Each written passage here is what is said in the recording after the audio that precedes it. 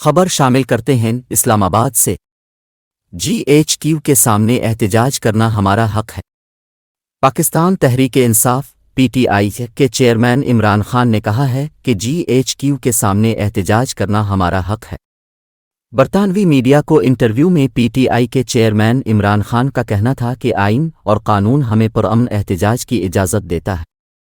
GHQ کے سامنے احتجاج کرنا ہمارا حق ہے۔ اندر ہماری پارٹی کے لوگ نہیں گئے بلکہ وہ اندر جانے والوں کو روک رہے تھے۔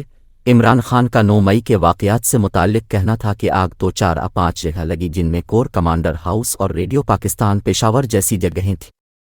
وہاں کیمرے ہوں گے، سیف سٹی کے کیمرے ہیں، سب معلوم ہو جائے گا۔ یہ انکوائری تو بہت سیدھی سادھی ہے۔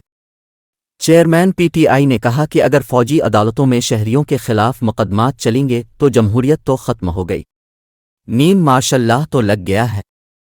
ان کا مقصد PTI کو ختم کر کے نواز شریف کو بحال کروانا ہے۔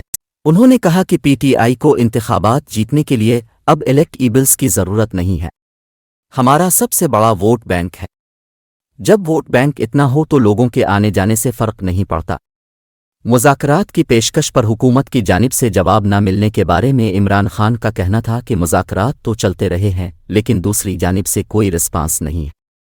مذاکرات وہ چاہتے ہیں جو کوئی حل چاہتے ہیں اور حل الیکشن ہے، وہ یہ نہیں چاہتے ہیں، اس سے بھاگ رہے ہیں۔ عمران خان کا مزید کہنا تھا کہ حکومت PTI کے 23,000 کارکنوں کی فہرست بنائی ہے جس میں سے 10,000 کو گرفتار کیا جا چکا ہے۔